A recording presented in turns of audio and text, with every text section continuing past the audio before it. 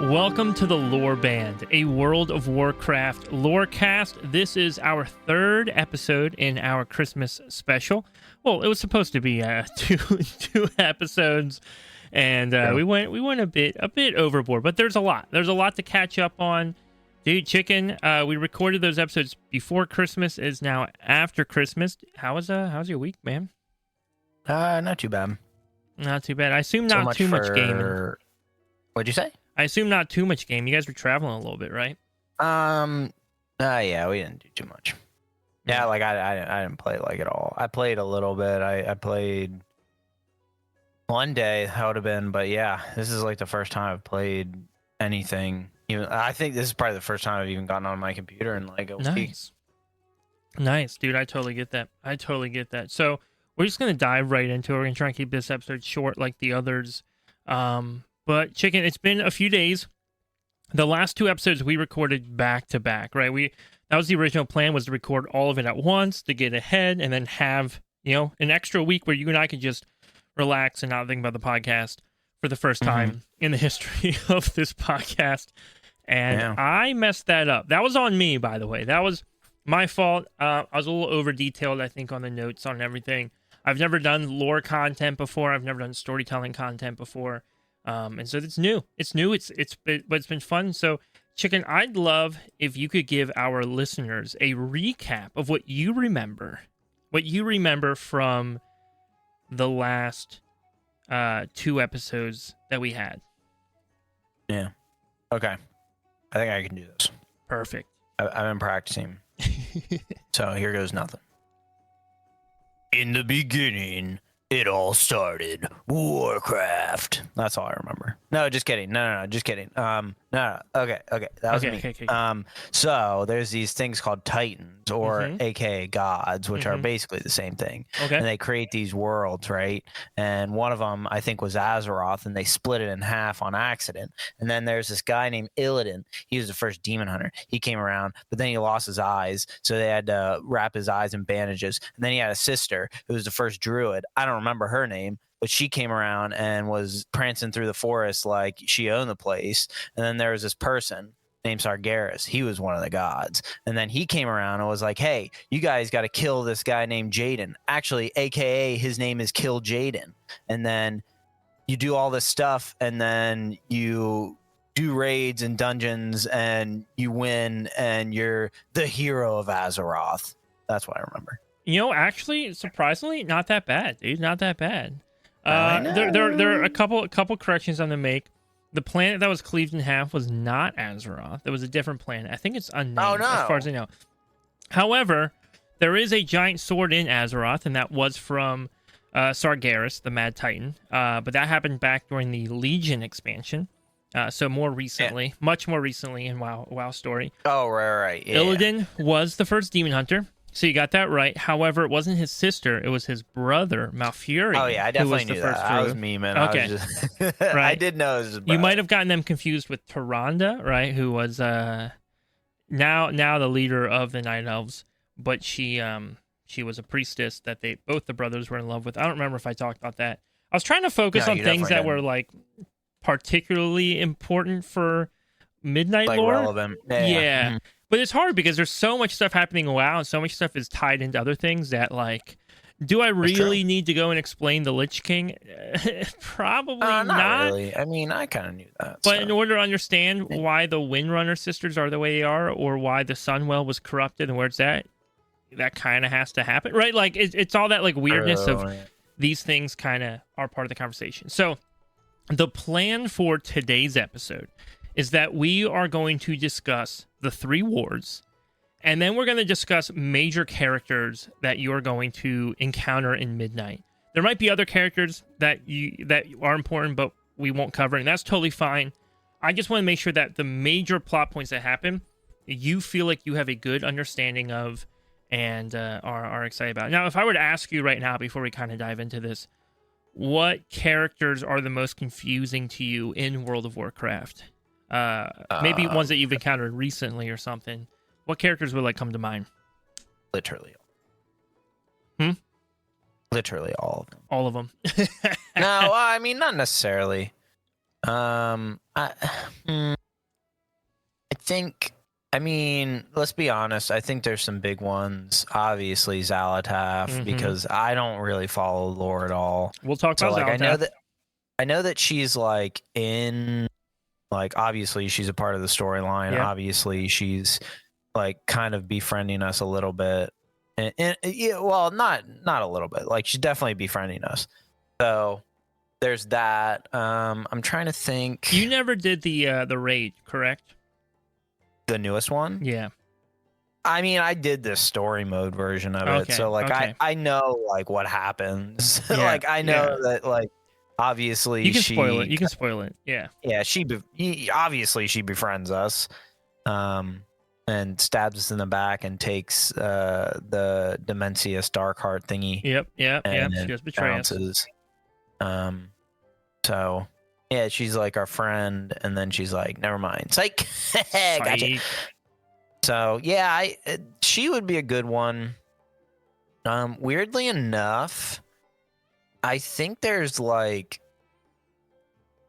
this one's kind of a weird one, but like Anduin, like I feel like he's one that like I feel like he's just always there, and I'm not sure why he's there, but he's always there. Like I know he's like I don't want to say like the mayor or king or whatever. Like he's got a big tie to Stormwind, or not Stormwind. Is it Stormwind? Yeah, Stormwind. Yep. He's got a big tie to that. So obviously he's like, and the Alliance, but like, how does he tie into that? Like, I don't know. Yeah, absolutely great question. Absolutely great question. Anduin wasn't totally on deck for today, but if we end up having time in the conversation, I think I can shed some light on the Anduin story.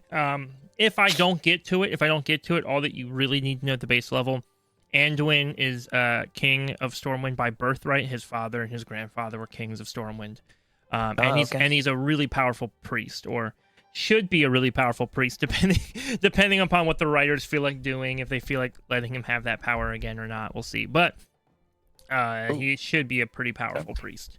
So we're going to dive into it. The first thing I want to talk about, because what we discussed last, I believe, was everything regarding the elves, right? So the last thing we talked about was the elves, the highborn elves particularly, right? That a lot of them traveled to the eastern kingdoms where Stormwind and Ironforge and other cities are. And they went to the most northern part of the eastern kingdoms into Eversong Woods, and they made their home there, building what was known as the Sun Well. And the Sun Well was a kind of mini, little tiny well of eternity that was using water from the original well of eternity plus power from the ley lines that were crossing, right? Because that was a powerful ley line area, so there's natural magic in the air, just kind of empowering it more. And so the Sun Well gave the Blood Elves, High Elves, as they later became known. We now know them as Blood Elves, but the elves that were living there, it gave them increased magical ability, allowed them to build a lot of their technology and their civilization around magic, and even gave them not quite immortality like the Night Elves have, but still like very, very, very long lives, right? Like they were very intermixed with the power of the Sunwell. So the Sunwell is important, and everything to do with the elves is important. Also, the elves hate the trolls. That's important to keep in mind as well. So we're going to dive into the 3 wars. And I'm just going to kind of summarize them because the first 2 don't play as big of a part, I think, as the third one does.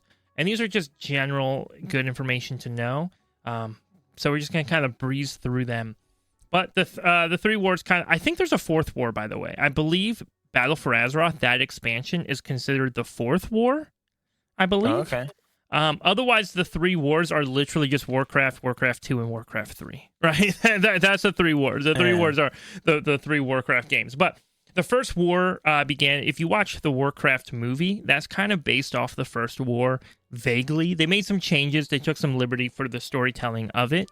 But essentially, 2 things are going on. Here on Azeroth, there is the mage Medivh, right? And Medivh is known as the Guardian. The Guardian is like the most powerful mage on the planet.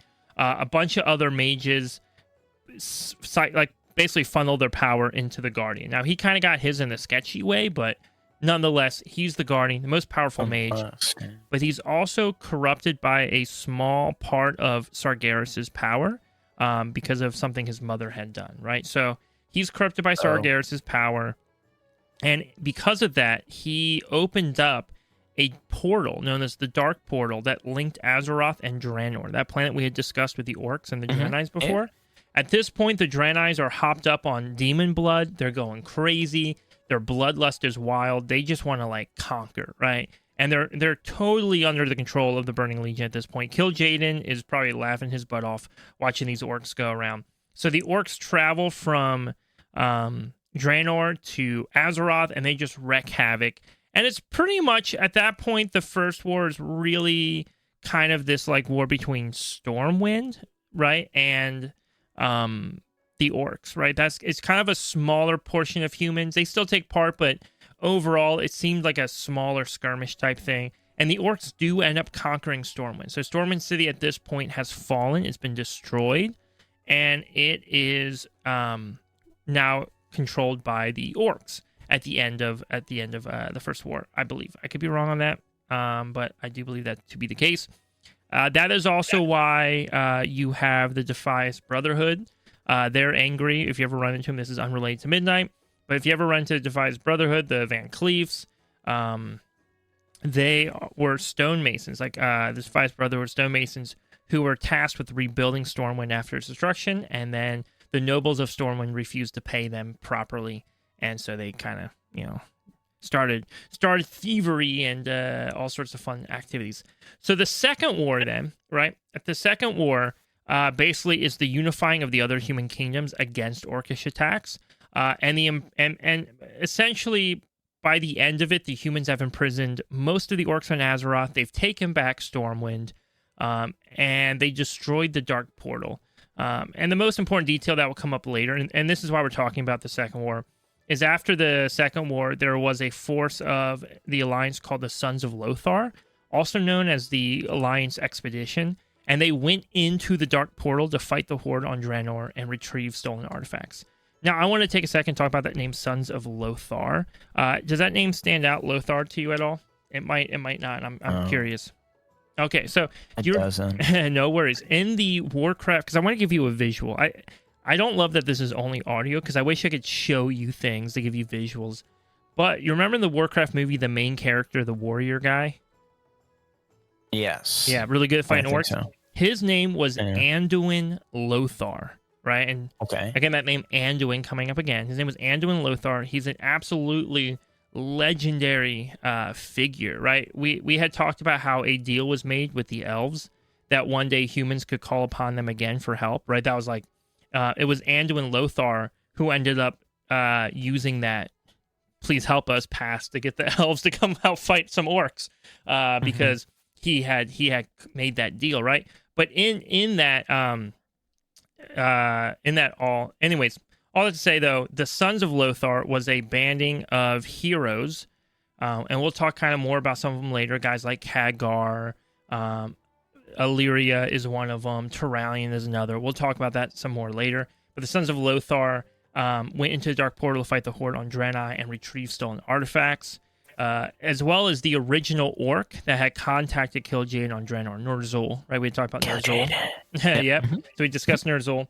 At this point, Gul'dan is kind of now the guy, right? The guy who's working for Kil'jaeden, and Ner'zhul's kind of on the outs. But Ner'zhul, he was a powerful shaman that was tricked into believing that the ancestors were reaching out to him, but really it was Kil'jaeden. At this point, he's upset because he knows he was tricked. He knows he was lied to, that all of this is happening because he was tricked by Kil'jaeden.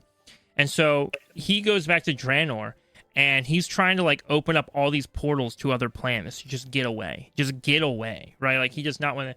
He ends up doing two things though. One, he opens up so many portals using these artifacts that he stole that he actually rips Draenor apart. Like the planet actually fractures and breaks apart and ends up in the twisting nether. If you've ever been to the Outland zones, Outland used to be Draenor before it was blown up. So Outland is what happened after Ner'zhul opened up all those portals, literally destroyed the planet. Now it's Outland. The second thing that happened, though, is when he tried to go through portals, he actually ended up right before coincidentally ended up right before Kil'jaeden. And Kil'jaeden was not happy. He was not happy with this. And so he actually rips Ner'zhul's soul out of his body and shoves it into a suit of armor. Particularly the helmet is the most important part of the suit of armor. The helmet was known as the Helm of Domination. You encountered that a lot when you were playing Shadowlands. It was the Lich King's helmet originally, and then Sylvanas ripped it apart. But the Helm of Domination. And so his soul is in this suit of armor, specifically the helm, though. And then Kil'jaeden just yeets. I don't totally understand how he had such easy access to Azeroth. That's the question that still confuses me to this day. But Kil'jaeden essentially just yeets this suit of armor at Azeroth. And Ner'zhul is now just chilling, literally frozen, on top of the like Ice Crown Spire or whatever it was called at the time, a giant sheet of ice in Northrend, and he's just frozen. So he's now just frozen in Northrend. But while this was going on, right? So he's now frozen in Northrend. A mage was studying necromantic magic. His name was Kel'Thuzad. Do you remember Kel'Thuzad, the second to last boss in Sanctum of Domination? Big skeleton guy. You had the two phases where you were either up on top or you had to go down. Yeah. So that's Kel'Thuzad. He's weirdly important for this story, and that's far from the first time he showed up as a raid boss. I think he's been a raid boss in 3 different expansions. Really? Yeah, I want to say classic. Well, no, I can't remember. I think it might have been it was either classic or Burning Legion. Or Burning Crusade, and then he was in Wrath, as well as, obviously, Shadowlands. But anyways, so Kel'Thuzad studying necromantic magic, which takes me a second to... I don't usually work off notes for the podcast, so it's odd to like have to check back on them, but he's studying necromantic magic. He kind of gets kicked out, though, because the other mages are like, yo, dog, that ain't cool. We don't want you working with that. Yeah, that's some bad juju right there. So he kind of goes to Northrend, finds Ner'zhul, kind of makes a deal with Ner'zhul. Now Ner'zhul's calling himself like the Lich King, right? He's a Lich King. And so he comes back, and Kel'Thuzad starts spreading this plague all throughout the Eastern Kingdoms. All right? And this is kind of where the Third War really starts to form, right? So the Third War is a few different things happening. The key of the Third War, though, is it's a fight more so than anything else against the forces of the Burning Legion, okay? And so right now, Ner'zhul's kind of acting as one of those forces of the Burning Legion. So Kel'Thuzad's spreading a plague now throughout northern Eastern Kingdoms. Really all of Eastern Kingdoms, but especially northern Eastern Kingdoms. He's spreading this plague around Stratholme and surrounding areas, Lordaeron. And if you get the plague, you basically die and then become undead. So like you rise back up as like a zombie. And it's a huge problem. Arthas finds some poison grain. So Arthas, you've heard that name a million times. He is the prince of Lordaeron. So it's one of the human kingdoms. It's called Lordaeron. And he is going to Stratholme because he found some poison grain along with his girlfriend, Jaina Proudmoore. Right. Yes. You always forget that part. So they go to Stratholme, and Arthas is like, yo, we have to kill everybody here. They all have to go. Everybody has to die. They're going to turn to undead. The only way to save this is if we go through and kill everyone. Jaina was not having it. She left, but Arthas, with the soldiers who are still loyal to the goal, they go and just kill everybody in Stratholme. At the end of it, he discovers that there's more to be found. He's tricked by a Dreadlord to go to Northrend. And so he gets on a boat with all the soldiers, and they head to Northrend. And I'm just going to try and summarize this because there's a lot of details here. But essentially, in Northrend, he finds Frostmourne, the sword. He's told it's a powerful sword, but it's cursed, and he takes it. And when he takes Frostmourne, that's when he starts to get kind of controlled by the Lich King, right? He gets influenced and controlled by the Lich King. He goes home to Lordaeron and kills his father. All right. So he goes home. There's a cool cinematic, and he kills his dad. So at this point, Arthas is a bad guy. He's not the Lich King yet. He is a Death Knight for the Lich King, and he is very powerful. Yeah, dude, he killed his own father. What very a jerk. evil. Right? Around this time, though, Kel'Thuzad also dies, right? And so Arthas takes his remains, the remains of Kel'Thuzad, and marches. And this is why we're talking about this. This is why this all matters. And he marches towards the Sun Well. Remember that big well, or the small well that the High Elves had created to revive Kel'Thuzad the Lich. Well, he's not a Lich at this point, but he'll become a Lich because of the resurrection. So as he goes towards the Sun Well, obviously it's protected by a magic barrier, but one of the High Elves betrays them working for Arthas, and they're able to get in through the barrier despite like everything that's happening. So Arthas eventually makes it to the Sunwell, and he throws Kel'Thuzad's remains in there, and uses its power and its magic and his own necromantic power, right? Because it's kind of a combination of the Sunwell's power and his own to raise Kel'Thuzad as a Lich. And this kind of corrupts the Sunwell. A lot happened in this moment, right? So the Sunwell becomes corrupted, and it's no longer usable for the elves, right? It's just a bad source of power now. And at this point, the elves are like addicted to the Sunwell. So now they have this crazy man addiction going on, and they're literally withering up and dying because they can't get access to that power. All right. So that's happening. Their major city, Silvermoon, was just basically like at least half the city, if not more, was just destroyed. Right. So Silvermoon was just absolutely destroyed by Arthas. If you were to go to Silvermoon right now in World of Warcraft, you would see that destruction yourself. You would see that half the city is just razed to the ground. In Midnight, there's gonna be a brand new Silvermoon, so that's really exciting. We're really excited in Midnight to see the brand new Silvermoon city, but just know that it was once destroyed. And then the third thing that's really important here that happened is that as Arthas was marching to the Sunwell, the trail he left behind him, he left this just dead scar. It was just this dead scar in the ground where nothing could grow. It was all undead, zombies lingering around. Ooh. Absolutely horrendous. The High Elves, and later known as the Blood Elves, actually spent a lot of time trying to cultivate that and fix that. And so in Midnight, we're going to be able to see kind of the efforts, right? The fruit of their efforts of have they repaired the scar or not? I believe they have, though. If I'm going to spoil it, I believe they have, but we'll be able to see how they did it, how it looks now. So that's exciting. If you go there currently in game, there's just this big, literally scar just running through the ground. Okay. I'm trying to think other things that are important. We'll talk about them later as we get into the character stuff.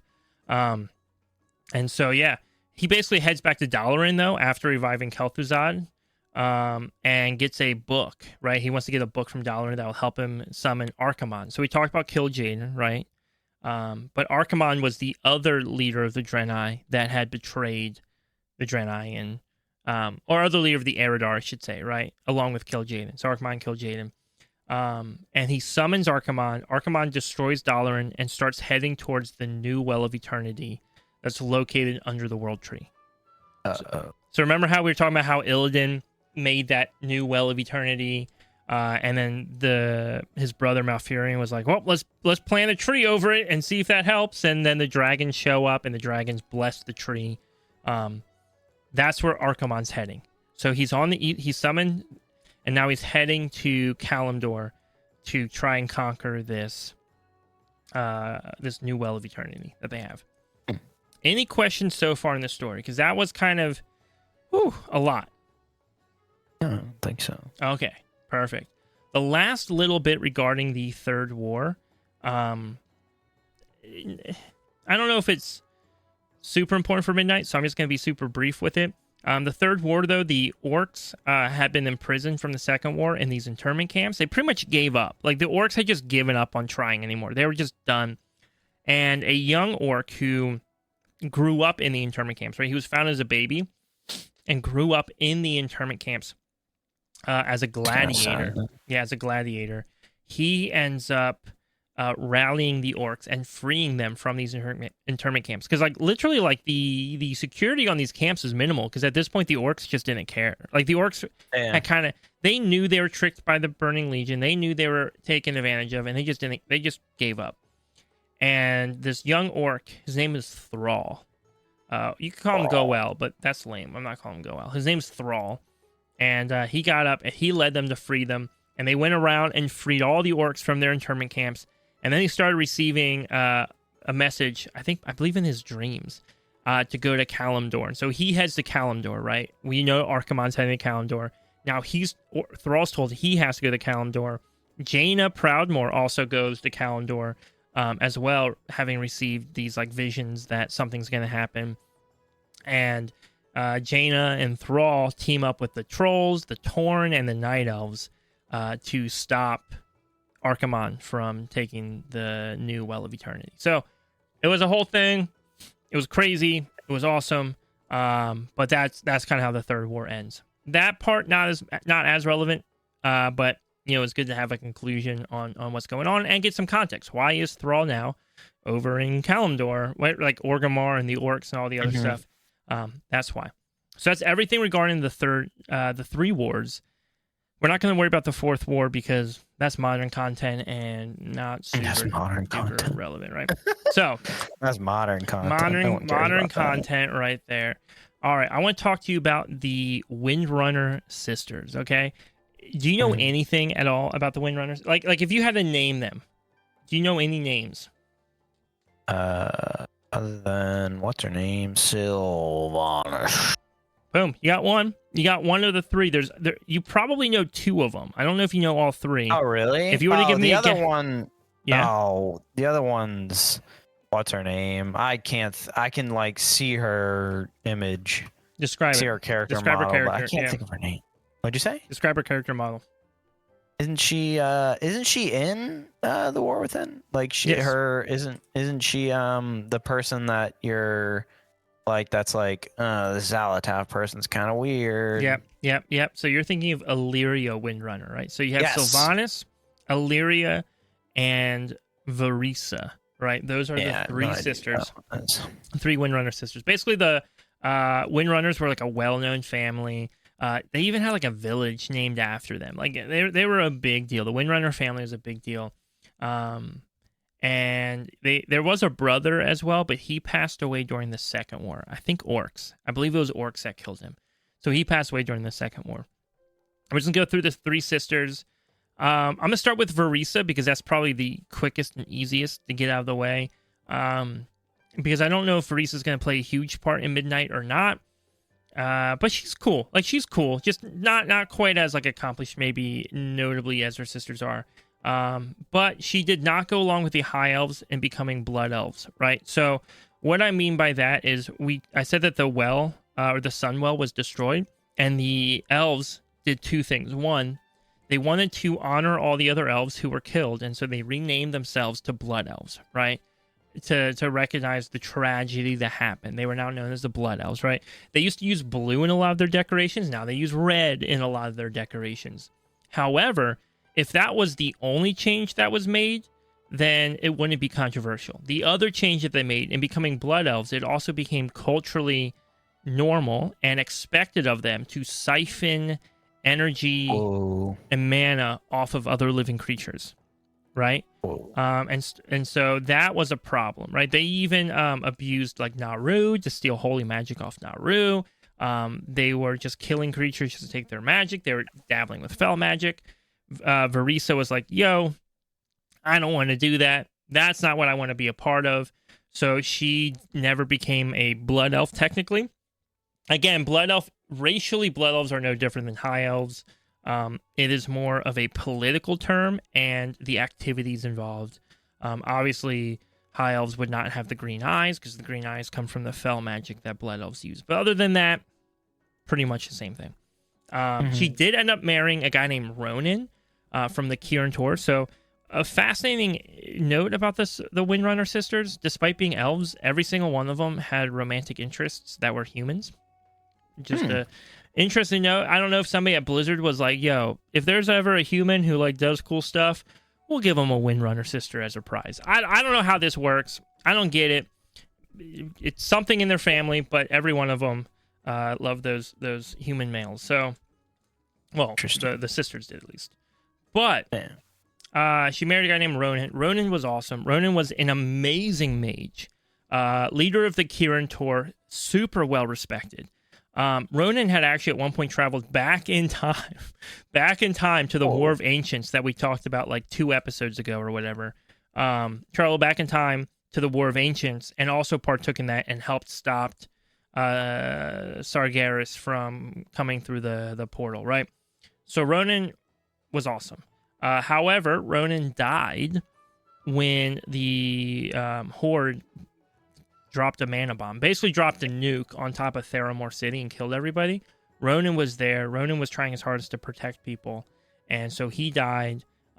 Therefore, Varisa kind of hates the Horde. All right, like Loki kind of hates the Horde, right? And her husband was supposed to be this like neutral figure, right? And so it was this whole thing. At the time, the Horde was run by a guy named Garrosh. Garrosh was literally the worst. If you ever want to hear more of that story, Tides of War, I believe, was what the book is called.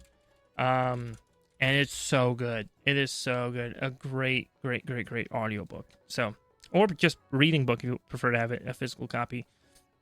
Anyways, so that's Varisa. Illyria, you've gotten to know Illyria in The War Within, but she was supposed to succeed her mother as Ranger General. So Ranger General is this like super high position you could get as a high elf that you led the generals, the Rangers. I mean, you led the Rangers, right? And it was a big deal. You were the best Ranger. You were in charge of protecting Silvermoon, right? Like that was a big deal. She did not want to do that, so she ended up leaving to like visit the humans and kind of see the rest of the world. But in doing so, she also recognized the orcs as like a real threat during the Second War and assisted the humans, notably Lordaeron, in its defense. And she worked really closely in all of that with a paladin named Turalyon and obviously the mage Khadgar. Khadgar's awesome. I love Khadgar. Khadgar, by the way, I don't know if I told you this, was Medivh's assistant or intern or apprentice, whatever you want to call him. He kind of worked under Medivh for a little bit and learned a lot from that. But with that said, though, she grew close with Turalyon and Khadgar. But she also recognized the orcs as a real threat. When at this time, the elves didn't really think the orcs were too much of a threat until after they attacked Silvermoon, right? So they didn't think they were a threat, and then the orcs turned around and attacked Silvermoon. And Illyria actually showed up to try and help and protect everybody. And she did win. She won. However, that's when her brother died. So this took place, I believe, during the Second War. Her brother dies. And when her brother dies, she goes to kind of seek comfort and just talk things out with one of her, allies, Turalyon. And I don't know how this works. No one's ever explained it to me before. But somehow, after spending some time with Turalyon, being comforted, she got pregnant. Again, I don't know how babies are made, so I couldn't tell you what happened or what was going on there. But she's now pregnant, and they have a child named Erator. And they don't really stay together, though. Illyria kind of goes off. She just kind of leaves. She just takes Erator with her, and she just goes. Dude. Yeah. And it is what it is, right? However, she does end up going back and working with Turalyon once more, and rekindling that relationship that they have. She goes and joins with Turalyon and Khadgar and a bunch of other soldiers, and they form, as I told you earlier, the Sons of Lothar, right? So there's a group named the Sons of Lothar, named after the hero Anduin Lothar, and they go to Draenor to fight the orcs, right? So Illyria, Turalyon, Khadgar all go to Draenor. If you go to Stormwind City now in-game, that bridge that you have to walk across to get into the city, that has like their statues there, because what happened was the portal was destroyed, right? So the dark portal's destroyed, and everybody thought that they were just left to die, like on Outlands. Like the planet just blew up and they were done so. In Burning Crusade, the first WoW expansion, we actually go to Outland and we find Khadgar, and that's really exciting. We're like, yo, Khadgar's here. That's awesome. We thought he was dead, right? And he's living with the Naru. He's chilling, learning more magic, studying everything. However, Turalyon and Illyria are not there. Turalyon and Illyria are gone. We never see them, and we just assume they're dead. We know that they went through a portal, and we just assume that's it. However, in Legion, in the Legion expansion, we learned that when they went through the portal, they actually ended up joining what was known as the Army of Light. And it's a mostly Draenei army led by a Naru named Zera going around fighting the Burning Legion. Makes sense to me. Yeah. Sorry. I know I'm yapping a lot. And so if there's any questions you have, feel free to interrupt me. Oh, I will. Don't worry. Good. Please. Please do. That gives me time to sip on some water. So, anyways, they were with the Army of the Light for like 1,000 years, a long period of time. And you're probably like, okay, well, how could that happen? Illyria, as an elf, just kind of naturally can live that long. And then Turalyon was infused with the light. So if you ever see like the Light Forged Draenei, Turalyon is basically just a Light Forged human. Okay, so that's how Turalyon was able to live that long. But what's weird is that it doesn't make a lot of sense to me. I don't love it, but in WoW, there's like this concept that certain spots in the universe, I guess the closer to the center you get or something, the faster, or the closer you get maybe to the outer edges, I should say, of the realm or something, the faster time goes compared to the center. So they've been gone for 1,000 years, but for us, it feels like 20. Does that make sense? Interesting. Yeah. So for them, they've been gone for a long, long time. We thought they're gone for like 25 years. We were just chilling. We didn't know. But eventually she comes back, and we see them again in Legion. Turalyon shows up. Obviously light infused, super paladin, awesome, super powerful. A lot of people hate Turalyon because he can be a little gruff, I think, and blunt. I think people want to see Turalyon become this like crazy, just like religious fanatic who is just a villain, right? They just want to see him become a villain. I don't know. I don't like that plot thread because I actually think Turalyon's a really cool character, and I don't love the idea of just throwing him out simply because some people don't like him. I think, though, in order to understand Turalyon, you have to understand a few things. One, he was trained as a paladin to fight orcs and undead, right? Or orcs specifically. They weren't undead at the point, right? So he's trained as a paladin to fight orcs, right? And he's watching orcs kill everybody he loves. So he goes to fight more orcs on Draenor. Then he goes through a portal and has to spend 1,000 years fighting off the Burning Legion and demons. And then finally comes back. And all of a sudden he comes back and people are like, yo, actually the orcs, they kind of chill. They're not too bad. We kind of vibe with them. They're cool. Right? So he comes back after fighting orcs all this time and is told, oh, the orcs are cool. And then immediately the Horde turns around and starts doing evil stuff again in Burning Crusade, or in Battle for Azeroth. And Turalyon's just like, wait, I thought these guys were supposed to be good now. What's going on? They're definitely doing bad things. So, like, I think he's a very understandable character, right? So Turalyon's going to be one of those characters as well that you're going to see a bit of in Midnight. You're going to see a good bit of Illyria.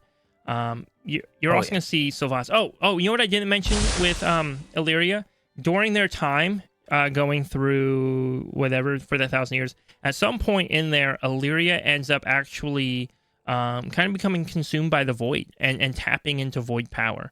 And so she kind of becomes the first void elf, a little bit different than the other void elves. Like her process is different, but essentially becomes the first void elf. And that's where she meets Locust Walker, and he starts teaching her and training her.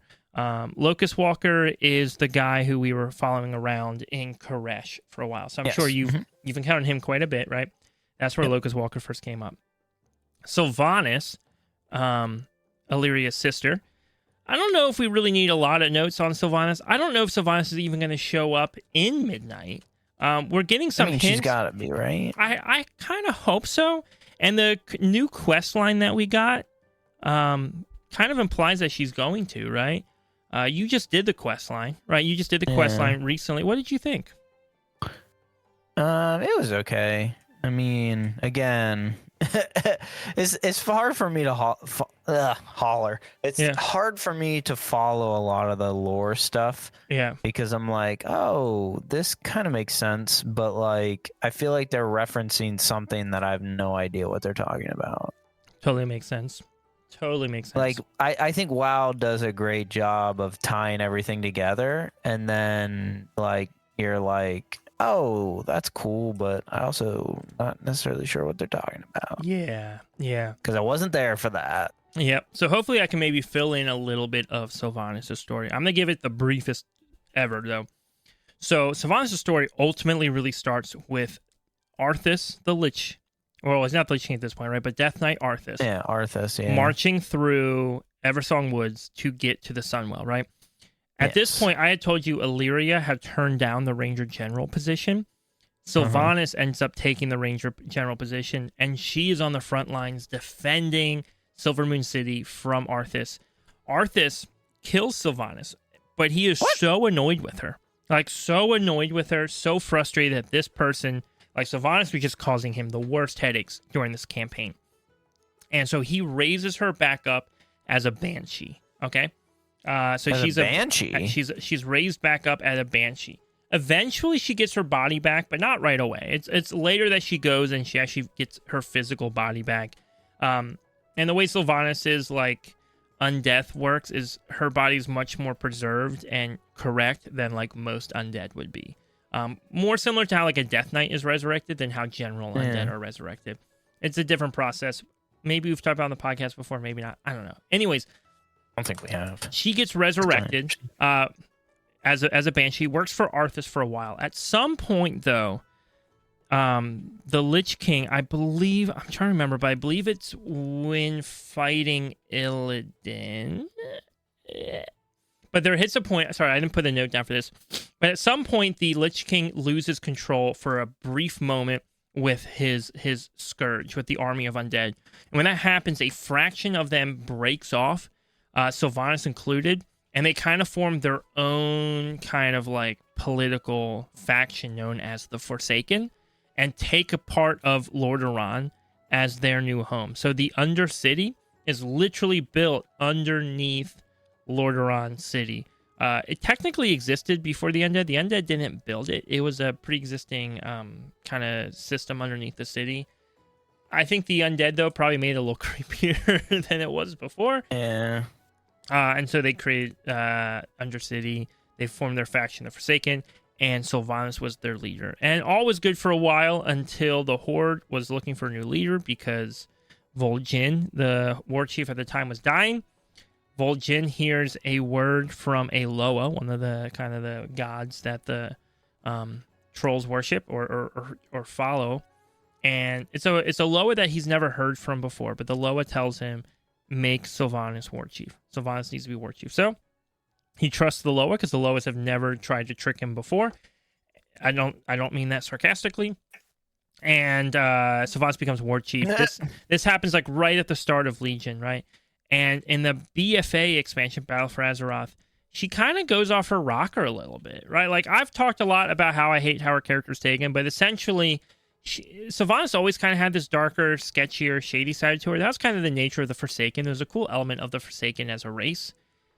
But they, like, cranked it to 10 during BFA, and Sylvanas is just killing just for the sake of killing. Like they burned down the world tree that the Night Elves were living on at that point. Teldrassil, right? Like they're just in it for the fun of it at that point. We eventually find out in Shadowlands. So she, at the end of BFA, she leaves the Horde.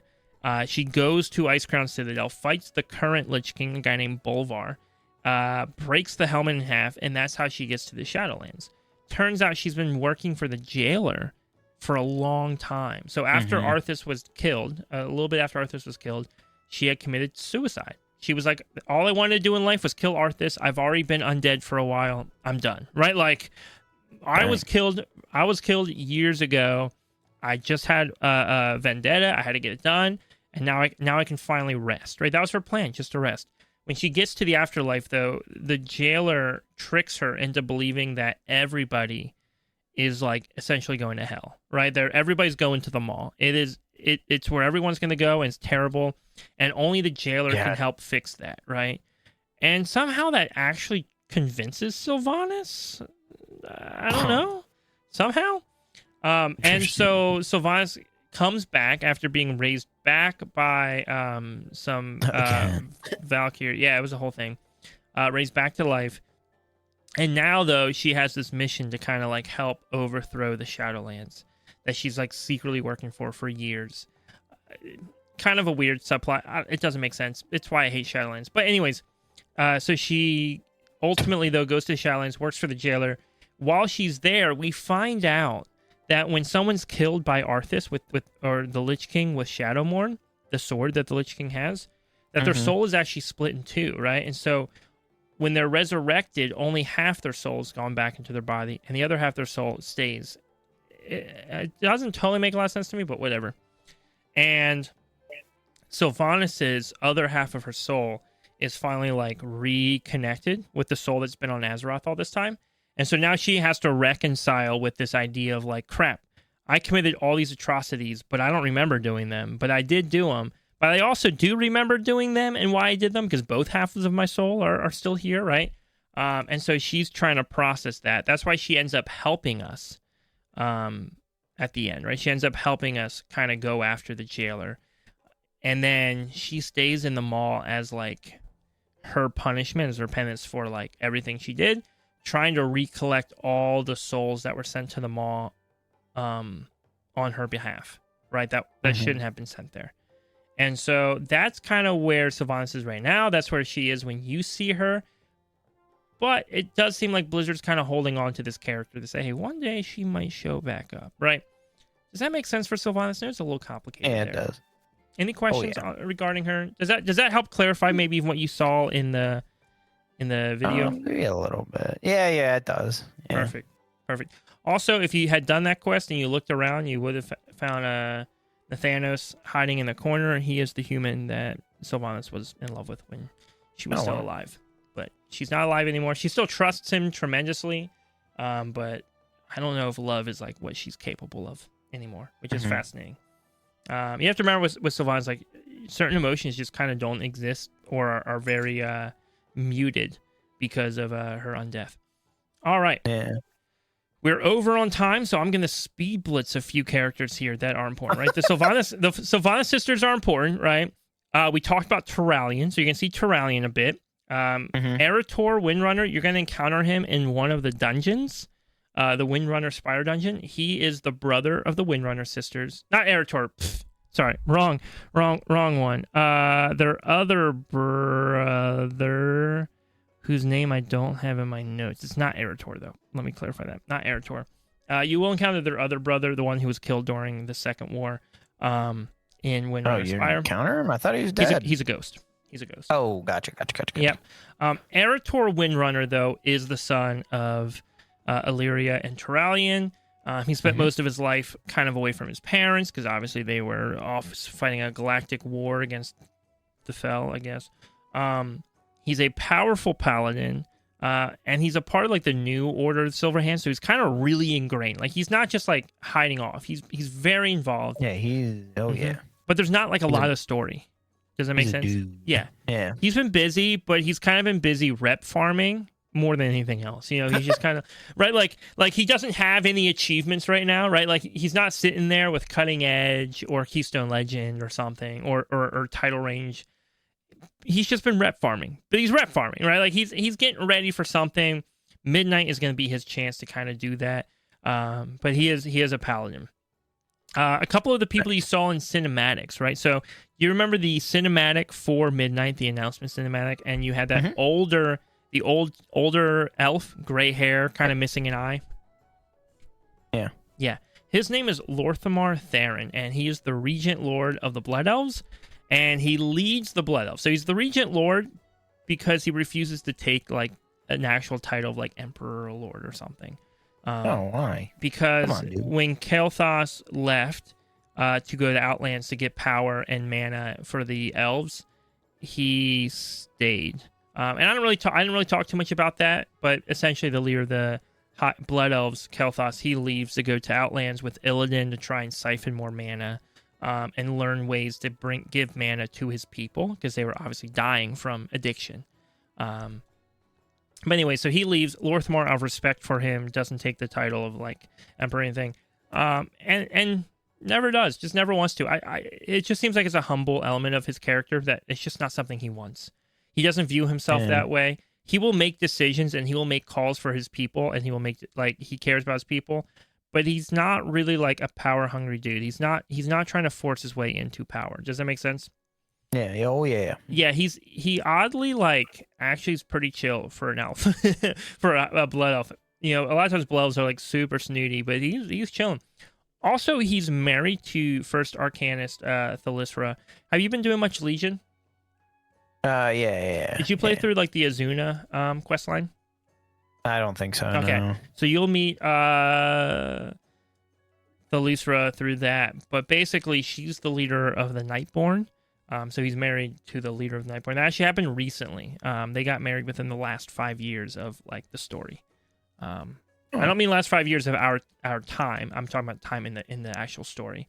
Very recently. So between Shadowlands and the War Within, they got married, which is kind of sick. Lady Liadrin was another character that you saw in that cinematic. She had the red hair. She was a paladin. You saw her praying over the Sunwell. So she was a high priestess of the light.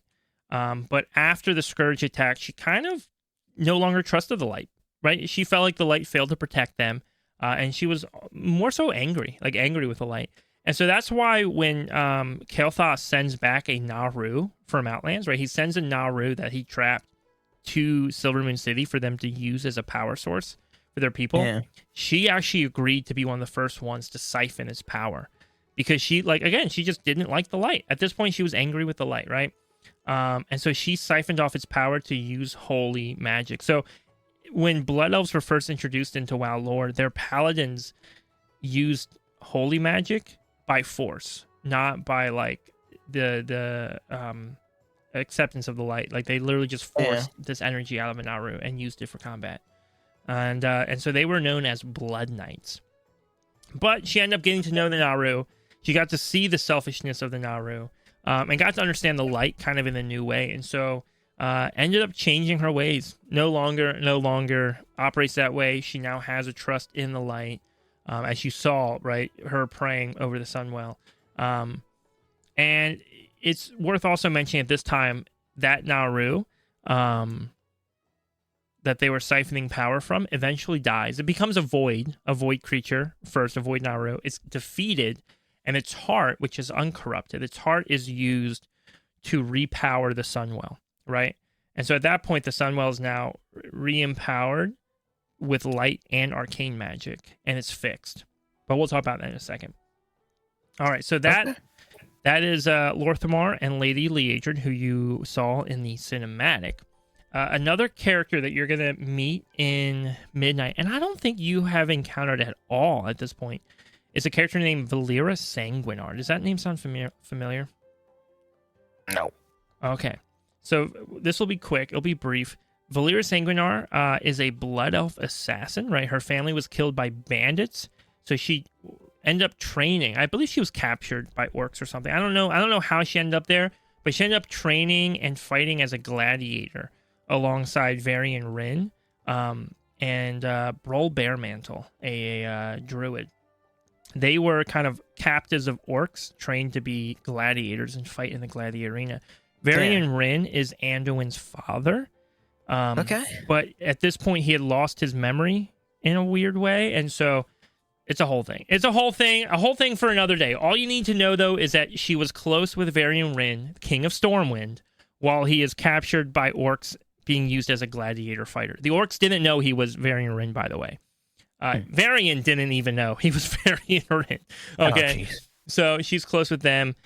She escapes with them, and eventually she becomes a guard and close confidant for both King Varian Rin, and then eventually when Varian Rin passes away, she stands guard for Anduin. She claims to be independent, like she's not a part of any faction, but it's kind of hard to be like, yo, I work directly for the King of Stormwind and still be neutral, right? So I don't know. I think she still really heavily identifies herself as a blood elf, though. So that makes it tough, where she still wants to feel close to her people, but she feels this like great debt to Rin and his family. You would have also seen her in the Order Hall in the Legion, in the Rogue Order Hall. She was an important part for some quests and kind of just like guiding you along.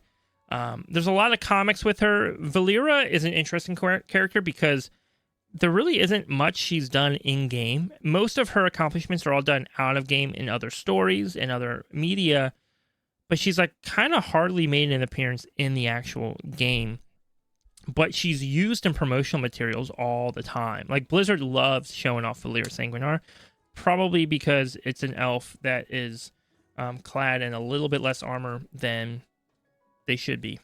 And you're going to meet, Valyria Sanguinar is going to be your delve companion for Midnight. So no more Bran Bronzebeard. Now you have Valyria Sanguinar running with you through delves. I'm assuming we're not going to have the little side story like we did with Bran, where Bran's clothes are all stolen from him and he has to go into the delves to get them back. I'm the gamble that they're not going to do that with Valyria. However, if I'm wrong, that would be let me know in the future that I was wrong about that. Oh, I will. Don't worry. All right. That would be kind of weird. Perfect. We got two notes left, and they should be or 3 notes and relatively quick. Xal'atath, right, the big bad villain. Xal'atath, we had talked about the Void Lords, right, and the Old Gods, correct? Way back at the start of the first Loreband episode. So the Xal'atath had worked for the Void Lords, Dimensius, I believe, specifically, right? And when Dimensius was attacking the planet of Koresh, Xal'atath worked with Locust Walker and the other Koreshi to defeat Xal'atath, to stop him, and eventually, I'm brain farting. Eventually, she leaves. She ends up on Azeroth at some point after Dimensius is defeated. I'm not sure how she ends up on Azeroth and why she's on Azeroth. I don't understand any of it. All I know is she's on Azeroth, and the Old Gods don't trust her. They just don't. The Old Gods do not like Xal'atath. They don't trust her at all. And so she's actually trapped inside of a dagger. Okay? So Xal'atath is a void being, like a void energy. What you see now isn't actually truly Xal'atath. And so Xal'atath is trapped inside this dagger. And this dagger is actually traced throughout Warcraft history. There are many moments in WoW where this dagger pops back up in the hands of other people. It's a kind of a crazy thing. Oh, right, yeah. Eventually in Legion, the Shadow Priest player character gets this dagger named Xal'atath as their artifact weapon to use throughout Legion, and the dagger kind of whispers to you all the time. It's always like, hey, what's going on? Hey, Yo. Listen, right? Yeah, that kind of stuff. Not like Zelda in Ocarina of Time, but Xal'atath is whispering creepy things to the player the whole time. And then in BFA, the dagger shows back up one more time to be used against N'Zoth, the old god villain of that expansion. And in the process, N'Zoth releases Xal'atath from the dagger, and she takes over the body of a nearby dead blood elf. Or actually, I think it's a high elf. Let me be correct. I believe it's a high elf, not a blood elf. Takes over the body of an elf, and that is the look that we see now when we see Xal'atath, right? So the elven look of Xal'atath is actually because she's just in the corpse of an elf. And that's Xal'atath. Everything else regarding Xal'atath, I think you've already encountered, you've already dealt with. She was involved in Dragonflight when we went through the timey-wimey dungeon, the mega dungeon. She's kind of involved with some of that. We're excited to see what she does. She's going after the Sunwell next, as we saw from the cinematic, but we don't know what that means. We just know that for some reason she wants the Sunwell. And speaking of the Sunwell, just a couple notes on that. It has existed for over 7,000 years. So Sunwell's been around for a long time. We talked about it was corrupted by Arthas and then cleansed by the heart of a Naru named Muru. It's also a couple extra notes, though, about the Sunwell that are important to know for Midnight. I'm not sure if this will come up, but it does occasionally take on the human form and name Anvina Teague. So if you see that name pop up, Anvina Teague, that is technically the living embodiment of the Sunwell. It's a whole thing. It's a whole weird story. There's like a book about it. It's a weird story, but it does exist. It is a thing. It is now a source of arcane and holy power, right? Before it was just arcane. Now it's arcane and holy because of the Naru that was used. But we also know, because it wasn't Naru, right? And so as we talk about Naru can kind of become void entities. When Illyria visited the Sunwell at one point, the void in her started to react to the Sunwell and started like summoning in void creatures. So we don't know entirely, but there is a possibility that the Sunwell can be corrupted by void because of the Naru heart that's inside of it. All right. The last thing we're going to talk about, unless I remember something else, are the Haranir. The Haranir are those people that we met in Ajkahet. Remember those like little druidy shaman-looking avatar people? Yeah. Oh yeah. I don't want to go into any actual lore from Midnight on this. So most of what we know about them comes from Midnight questing. And beta testing and stuff like that. I don't want to kind of hit any of that. The general that we do know though is that they're very tied to the world trees, right? So we talked about the world tree that was planted over the second well of eternity. We've talked about the world tree Teldrassil that the Night Elves were living on for a while. There are multiple world trees. Mirdrassil, right, that we helped cultivate back in Dragonflight. There are several world trees. These are trees that are tied directly into the Emerald Dream, that druidic magic. We know that they play some sort of role with the world trees. We know that they primarily live underground. And the one thing that we do know about them, and this is where you'll find it interesting, and this is why I talked about it, is remember how I said the original Well of Eternity, dark trolls kind of gathered around the well, and then the dark trolls over time became night elves? So the Haranir are somehow related to that. And I don't know if they're an in-between, half dark troll, half night elf. I don't know if they are the actual dark trolls themselves. Like, that's what dark trolls really were. And that the night elves actually truly aren't really descended from trolls, but they're descended from Haranir. And it's a whole different racial whateverness. I don't know. There's a lot of weirdness that goes on there. But at some point, there's some branch that exists at that time that ties the Dark Trolls, the Haranir, and the Night Elves all together as some sort of relation. And I don't know what it is. But it does exist. And I'm sure we will find out. Also, the Haranir kind of take too much story away from Night Elves and Tauren, and that kind of makes me sad because I think a lot of the story they're trying to tell with the Haranir could be told by Night Elves or Tauren, and it makes me sad. I don't know, it's just weird to me when it's like, oh, we're going to introduce a new race that just does exactly what other races do, but better. Yeah, that's kind of crappy. That'd be like if they introduced a new race that's even smaller and smarter than gnomes, and you just be like, okay, what's the point of this? Yeah. Right. That's kind of. So, anyways, that was a little long, not too bad, but I yapped a lot. Chicken, any last questions you have? Do you feel like you're ready for Midnight? I mean, lore-wise, I think so, yeah. You think you got it? I know that's a lot. We just crammed a lot in there. But I'm excited, dude. It's going to be a good expansion. Yeah, it will be. Hopefully. I don't know. It could be worse. Could be worse. All right, everyone. Thank you so much for listening to the third episode of the Loreband. This was a special treat because we were not supposed to be doing this today. I thank you all so much for listening. If you'd like to support our podcast, this is honestly pretty much exclusively paid for by Patreon. Our Patreon account allows us to keep things uploaded. And I don't say that lightly. Like, I'm not joking when I say our Patreon is the reason why we're able to do this podcast still. It does cost us every month to keep this hosted, and that's paid for by our Patreon supporters. So If you're currently one of our Patreon supporters or in the past have supported us on Patreon, I want to give you an absolutely huge thank you. It just means the world to us that you would do that. It really, truly, truly does. Another way you can support us is through utilizing Zygor, which is an amazing add-on for World of Warcraft that helps you kind of quest, build gold, like whatever you're trying to do. Zygor's got a guide for it. You can learn more information using the link that we have down below, as well as our 20% off code SWAGLOCK. All you have to do is use code SWAGLOCK, and you get 20% off your Zygor purchases. We're just so thankful, everyone. Thank you so much for listening. It's been a phenomenal year, just the absolute best year. I was looking at our Spotify stats compared to last year. Now, it's not a fair comparison because the first year we did this, we only had like a handful of episodes in because we only had like 3 months or something. But even still, though, just seeing the growth this past year has been awesome, and we're so excited for everything to come next year. And that's it. That's everything. See y'all later. See ya.